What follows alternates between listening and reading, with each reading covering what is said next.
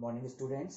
Once again I welcome you all to my YouTube channel Manish Bansal Classes, and here I am present with another video, but this time this video is from physics portion, and today we are going to start the first chapter of the physics in class 10th, chapter 12, electricity means electric current. So since I would like to share something with you. Physics एक ऐसा subject है बच्चे जिससे बहुत डरते हैं, जबकि physics ऐसा कुछ भी नहीं है, डरने वाली इसमें कोई बात नहीं है. All you need to do is just love the subject. अगर आप सब्जेक्ट को प्यार करना, सब्जेक्ट को पसंद करना स्टार्ट कर देंगे, वो सब्जेक्ट आपके लिए अपने आप आसान होता चला जाएगा और आसानी से समझ में आता चला जाएगा. फिजिक्स एक ऐसा ही सब्जेक्ट है, बहुत इंटरेस्टिंग, और एक ऐसा सब्जेक्ट है जिसको आप करके सीखेंगे, इसको आप रट के नहीं सीखेंगे. चलिए सबसे पहले हम स्टार्ट करते हैं चैप्टर इलेक्ट्रिसिटी. इलेक्ट्रिसिटी जब हम पढ़ते हैं तो सबसे पहले हम बात करते हैं चार्ज की. किसकी बात करते हैं? चार्ज की. चार्ज क्या होता है? मैंने यहाँ पर चार्ज क्या होता है नहीं लिखा है क्योंकि ये पूछा भी नहीं जाता, लेकिन मैं आपको समझाता हूं. चार्ज किसी भी सब्सटेंस की, किसी भी मैटर की वो प्रॉपर्टी होती है जिसकी वजह से वो दूसरे सब्सटेंसेस को अट्रैक्ट कर सकता है. या चार्ज किसी भी मैटर की वो प्रॉपर्टी होती है जिसकी वजह से वो दूसरे चार्जेस को अट्रैक्ट या रिपेल कर सकता है. यहां पर मैं आपको एक चीज बता दूं कि किसी भी दूसरे मैटर को अट्रैक्ट करना या रिपेल करना, इसके पीछे तीन प्रॉपर्टीज काम करती हैं. कितनी प्रॉपर्टीज काम करती हैं? तीन प्रॉपर्टीज काम करती हैं. यानी कि तीन प्रॉपर्टीज की वजह से वो किसी भी मैटर को अट्रैक्ट कर सकता है या रिपेल कर सकता है. सबसे पहला होता है मास. मास की वजह से भी एक मैटर दूसरे मैटर को सिर्फ अट्रैक्ट कर सकता है, मास की वजह से कभी भी रिपेल नहीं कर सकता है. हम इसे ग्रेविटेशनल लॉ के अंदर पढ़ते हैं जो न्यूटन ने दिया था क्लास 9th में, universal law of gravitation given by Newton, जिसमें यह कहा गया था कि दो मासेस एक दूसरे को अट्रैक्ट करते हैं, उनका मास m1 है, m2 है, उनके बीच की डिस्टेंस d है, तो उनके बीच में कितना अट्रैक्शन फोर्स होगा उसके लिए न्यूटन ने हमें एक फॉर्मूला क्लास 9th में दिया था. चैप्टर नंबर 10 ग्रेविटेशन में हमने ये पढ़ा है. आज हम जो पढ़ने जा रहे हैं वो सिर्फ चार्ज है. चार्ज एक दूसरी प्रॉपर्टी होती है जिसकी वजह से वो अट्रैक्ट कर सकता है. मैं तीसरी और समझा देता हूं, magnetism. Magnetism is also the third property of the matter because of which और by virtue of which it can attract और रिपेल द अदर सब्सटेंस. तो चार्ज की वजह से और मैग्नेटिज्म की वजह से, दोनों की वजह से वो अट्रैक्ट भी कर सकता है और रिपेल भी कर सकता है. केवल और केवल मास की वजह से वो सिर्फ अट्रैक्ट करता है, रिपेल नहीं कर सकता. तो हम समझते हैं आपकी चार्ज पैदा कहां से होता है. तो ध्यान रखिएगा, आपने क्लास 9th में केमिस्ट्री में चैप्टर 3 के अंदर बहुत आसानी से, बहुत अच्छे से पढ़ा होगा कि हर सब्सटेंस के अंदर, हर एटम के अंदर प्रोटॉन और इलेक्ट्रॉन नाम के पार्टिकल्स होते हैं. न्यूट्रॉन भी होते हैं पर उन पर कोई चार्ज नहीं होता है, इसलिए मैं उनकी बात नहीं करूंगा. तो किसी भी एटम के अंदर positive charge because of proton and negative charge because of electron. और आपने क्लास 9th में यह भी पढ़ा होगा कि total number of proton is always equal to the total number of electron. So the all atom, the complete atom is always neutral. Atom is neutral, ये भी आपने पढ़ा है. ये बहुत इंपॉर्टेंट पॉइंट है क्योंकि जब एटम न्यूट्रल होता है तो फिर यहीं से हम चार्ज की ओरिजिन को स्टार्ट कर सकते हैं. तो एटम न्यूट्रल होता है, यहां तक आपने क्लास 9th में पढ़ लिया था. अब हम किसी भी पदार्थ को किसी दूसरे पदार्थ से रगड़ें या उसके टच में लाएं तो क्या होता है, कुछ इलेक्ट्रॉन सब्सटेंस ए, इसको हमने नाम दे दिया ए, इसको नाम दे दिया बी. सब्सटेंस ए से या मैटर ए से कुछ इलेक्ट्रॉन निकले और सब्सटेंस बी में चले गए. हमने यहां पर दिया फॉर एग्जांपल 10 इलेक्ट्रॉन निकले सब्सटेंस ए से और 10 इलेक्ट्रॉन सब्सटेंस बी में चले गए. तो एक इलेक्ट्रॉन के चार्ज को हम एक यूनिट मानते हैं. कितना मानते हैं हम? एक यूनिट नेगेटिव चार्ज मानते हैं एक इलेक्ट्रॉन के चार्ज को. तो इस पर कितना चार्ज आ गया? 10 यूनिट पॉजिटिव चार्ज आ गया, क्योंकि इसमें से 10 इलेक्ट्रॉन निकल गए. ध्यान रखना बच्चों, हमेशा इलेक्ट्रॉन ही ट्रांसफर होते हैं किसी भी सब्सटेंस से दूसरे सब्सटेंस में, प्रोटॉन कभी ट्रांसफर नहीं होते हैं. तो इस पर 10 इलेक्ट्रॉन्स की कमी आ गई. इसका मतलब इस पर 10 यूनिट नेगेटिव चार्ज कम हो गया. इसका मतलब है 10 यूनिट पॉजिटिव चार्ज बढ़ गया. ध्यान रखिएगा, पॉजिटिव चार्ज की वजह यह नहीं है कि प्रोटॉन कहीं से आ गए ना, इलेक्ट्रॉन कहीं चले गए. तो 10 यूनिट पॉजिटिव चार्ज इस पर आ गया और इसकी वजह क्या है कि 10 इलेक्ट्रॉन निकलकर चले गए। अब ये 10 इलेक्ट्रॉन गए किस में, 10 इलेक्ट्रॉन गए बी में, तो इस पर कितना चार्ज आ गया, 10 यूनिट का नेगेटिव चार्ज आ गया। कितना आ गया, 10 यूनिट का नेगेटिव चार्ज आ गया। इसके अलावा कोई और तरह का चार्ज नहीं होता है, तो हम कह सकते हैं चार्ज दो तरह का होता है, टू टाइप्स का होता है, positive charge and negative charge. अब आपसे मैं पूछूं किसी भी सब्सटेंस पर पॉजिटिव चार्ज आने की वजह क्या होती है, बताइए पॉजिटिव चार्ज कैसे आता है। तो आपका आंसर, अब आपने इसको ढंग से समझा है तो आप दे सकते हैं कि अगर किसी सब्सटेंस में से, अगर किसी मैटर में से इलेक्ट्रॉन्स निकल जाएं, क्या निकल जाएं, इलेक्ट्रॉन्स निकल जाएं, तो उस पर पॉजिटिव चार्ज आ जाता है। अगर मैं आपसे पूछूं कि नेगेटिव चार्ज कैसे आता है, तो अगर किसी सब्सटेंस के अंदर कुछ इलेक्ट्रॉन्स आ जाएं, क्या आ जाएं, कुछ इलेक्ट्रॉन्स आ जाएं, तो उस पर नेगेटिव चार्ज आता है। अब मुझे बताइए, क्या जितना पॉजिटिव चार्ज इस पर आया, क्या उतना ही नेगेटिव चार्ज इस पर आया, बिल्कुल आया। इस पर आया 10 यूनिट पॉजिटिव चार्ज, इस पर आया 10 unit negative charge. So total charge Q equal to Q1 plus Q2, 10 unit positive plus 10 unit negative, that is 10 minus 10 equal to 0। So net charge कितना आया, टोटल चार्ज कितना आया, 0।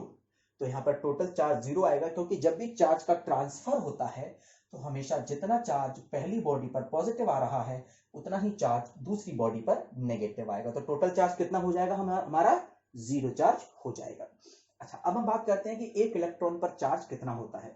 तो देखिए, चार्ज ऑफ 1 इलेक्ट्रॉन, ये वैल्यू आप याद रखेंगे, ये आपको मैं और भी इस तरह की वैल्यूज चैप्टर के दौरान दूंगा, आपको इसे याद रखना है। एक इलेक्ट्रॉन का चार्ज बहुत छोटा होता है, जिसकी वैल्यू होती है 1.6 into 10 to the power minus 19, और ये चार्ज कैसा होता है, नेगेटिव होता है, और इसकी यूनिट होती है कूलाम। कूलाम इसकी यूनिट होती है, ये SI यूनिट होती है। तो चार्ज 1 इलेक्ट्रॉन चार्ज, इसे अपन इलेक्ट्रॉनिक चार्ज भी कहते हैं।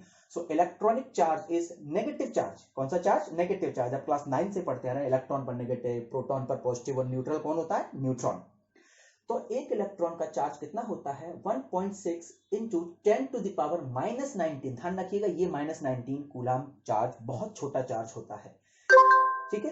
तो ये आपको वैल्यू हमेशा के लिए याद रखनी है।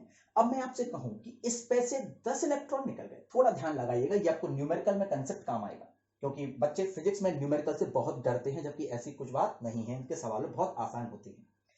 इस ऑब्जेक्ट ए से 10 इलेक्ट्रॉन निकल गए, कितने इलेक्ट्रॉन निकल गए, 10 इलेक्ट्रॉन निकल गए। तो इस पर कितना चार्ज आया, इस पर आया 10 यूनिट पॉजिटिव चार्ज, इस पर आया 10 यूनिट नेगेटिव चार्ज। मैं कहूं कूलाम्स में कितना आया, तो आप याद करेंगे कि एक इलेक्ट्रॉन का चार्ज कितना होता है, इतना होता है। तो 10 का कितना होगा, मल्टीप्लाइड बाय 10। 100 का कितना होगा, मल्टीप्लाइड बाय 100। n का कितना होगा, एक इलेक्ट्रॉन का charge, that is E multiplied by number of electrons. So the total charge, overall charge, what will be the value of overall charge? The overall charge will be Q equal to Ne. Q equal to Ne. So this is the first formula of your chapter 12 electricity. The total charge Q equal to the number of electrons transferred into one electron's charge. So this is Q equal to Ne. Now we come to the attraction and repulsion. Positive आप पहले से जानते होंगे, positive charge repel करते हैं, negative charge भी repel करते हैं। इसका मतलब same charges, like charges repel, but opposite charges attract. Okay, ये आपको बताने की जरूरत नहीं, आप अच्छे समझते हैं। Now let us see one thing, wait,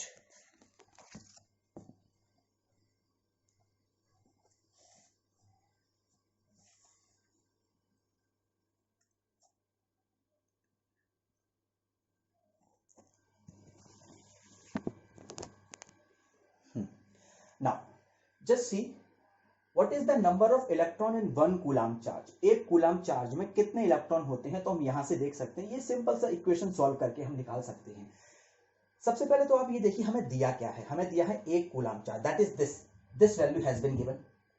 we have to calculate the number of electrons in 1 coulomb charge, number of electron is n, and do we know this value, क्या हमें ये वैल्यू पता है? Yes, of course we know this value, this is the value of 1 electron charge, that is here. हम sign नहीं रखेंगे फॉर्मूले में, ठीक है। तो अगर मैं आपसे कहूं कि एक कूलाम चार्ज में कितने इलेक्ट्रॉन होते हैं, तो आप इस Q की वैल्यू को 1 रखेंगे, जो मैंने यहां रखी है, इस E की वैल्यू को ये रखेंगे, ये एज इट इज है। फिर इस ई को मैं नीचे लेके आऊंगा, जो मैं इस स्टेटमेंट में लेके आया हूँ, और जब मैं ई इलेक्ट्रॉन के चार्ज की वैल्यू को नीचे लेके आऊंगा तो जब मैं सॉल्व करूंगा तो मुझे ये वैल्यू मिल जाएगी। तो आप इस वैल्यू को भी लर्न कर लीजिएगा। ये फिक्स वैल्यू है। What is this value? This is the number of electrons in 1 coulomb charge. Okay, I hope this value is clear to you, this concept is clear to you. Now after completing the charge, we come to current, electric current. Charge जब चल रहा होता है, flow कर रहा होता है, तभी वो करंट कहलाता है। अदरवाइज एक स्टेशनरी चार्ज, रुका हुआ चार्ज सिर्फ चार्ज होता है, वो करंट नहीं होता है। तो करंट क्या होता है, इसकी दो डेफिनेशन बताता हूं, दोनों बहुत आसान है, सिंपल है। The flow of charge is called current, ये लिखा हुआ है, द फ्लो ऑफ चार्ज, यानी कि चार्ज का बहना, चार्ज का फ्लो करना करंट कहलाता है। या दूसरी डेफिनेशन है जो कि ज्यादा अच्छी है, ज्यादा एक्यूरेट मानी जाती है, the rate of flow of charge is called current. The rate, इस वर्ड को आप ध्यान से देखिए, आपने 9th क्लास में भी कई डेफिनेशंस में ये रेट वर्ड देखा होगा, मैं आपको याद दिला दूंगा कब। The rate of flow of charge is called current, यानी कि चार्ज के फ्लो होने की जो रेट यानी हिंदी में कहते हैं दर होती है, उसे हम करंट कहते हैं। क्लास 9th में आपने chapter number 11 work and energy and power में एक डेफिनेशन पढ़ी थी पावर की। उसकी डेफिनेशन में आपको याद दिलाता हूं, the rate of doing work, क्या आपको याद आया? The rate of doing work is called power, यानी वर्क करने की जो रेट है उसे हम पावर कहते हैं। और जहां भी वर्ड आता है रेट, आप इस बात को चेक कर सकते हैं कभी भी, जहां भी वर्ड आता है रेट, वहां पर डिवाइड किसका लगता है? टाइम का लगता है। किसका डिवाइड लगता है? टाइम का लगता है। आपने पावर पढ़ा था, पावर में भी क्या था? Rate of doing work. तो आपने इक्वेशन ये लिखी होगी, power equal to work upon time. याद आया क्या?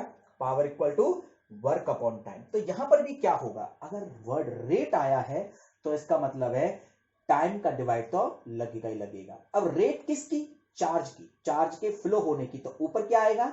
चार्ज आएगा। तो आप डेफिनेशन से भी फॉर्मूला बना सकते हैं, current equal to charge upon time. Current equal to क्या? Charge upon time. ठीक है, तो I equal to Q by T, symbolic form में लिखेंगे तो करंट का सिंबल होता है I, चार्ज का होता है Q, टाइम का होता है T, I equal to Q by T. अब ये करंट का फॉर्मूला है, ये आपको बहुत अच्छे से याद रखना है। आपके दो फॉर्मूले हो गए। कितने फॉर्मूले हो गए? दो। पहला ये और दूसरा ये। दोनों फॉर्मूले आपके लिए इंपॉर्टेंट है, इनसे न्यूमेरिकल्स आते हैं, सवाल आते हैं। अब हम एक बहुत इंपॉर्टेंट डेफिनेशन याद करने जा रहे हैं, जिसको हम कहते हैं 1 ampere current. Definition of 1 ampere current. इस तरह की कई डेफिनेशन आपको 1 ohm resistance, 1 volt potential, 1 what power, ये सब आपको आगे चैप्टर में आती जाएंगी। तो सबसे पहले समझिएगा, I equal to Q by T, charge upon time. अगर मुझे 1 एम्पियर लाना है, कितना लाना है? अच्छा, करंट की यूनिट एम्पियर होती है, मैं आपको बता देता हूं। करंट की यूनिट क्या होती है? एम्पियर। SI यूनिट होती है एम्पियर। तो अगर मुझे 1 एम्पियर करंट लाना है, क्या लाना है मुझे? 1 एम्पियर करंट लाना है, तो यहां पर मुझे 1 कूलम चार्ज रखना पड़ेगा और 1 सेकेंड टाइम रखना पड़ेगा। 1 कूलम चार्ज और 1 सेकेंड टाइम जब मैं रखूंगा तो मेरी ऑटोमेटिकली करंट 1 एम्पियर आ जाएगी। तो देखिए कैसे किया है। Q equal to 1 coulomb, time equal to 1 second, then current equal to 1 coulomb upon 1 second, मतलब 1 कूलम पर सेकेंड। पर का सिंबल होता है -1। तो करंट कितनी कहलाएगी? 1 कूलम पर सेकेंड। अब इसका मीनिंग क्या होता है? मीनिंग समझिएगा, 1 कूलम 1 सेकेंड में, पर सेकेंड मतलब 1 सेकेंड, और कितना कूलम? 1 कूलम। जब 1 कूलम चार्ज, कितना चार्ज? 1 कूलम चार्ज 1 सेकेंड में, कितने सेकेंड में? 1 सेकेंड में। तो यहां से अपन डेफिनेशन बना सकते हैं, when 1 coulomb charge flows through a wire, चूंकि चार्ज है, हवा में तो फ्लो होगा नहीं, उसको कोई मेटल कंडक्टर चाहिए, वायर चाहिए। When 1 coulomb charge flows through a wire, यानी 1 कूलम चार्ज किसी वायर से 1 सेकेंड में फ्लो हो जाए, कितने सेकेंड में फ्लो हो जाए? Flows in 1 second, then it is called 1 ampere current. यानी कि जब 1 कूलम चार्ज किसी वायर से होकर, आप चाहे तो हटा भी सकते हैं, ये इतना इंपॉर्टेंट वर्ड्स नहीं है, मेन इंपॉर्टेंट डेफिनेशन इतनी है, when 1 coulomb charge flows in 1 second, ये भी ओके है।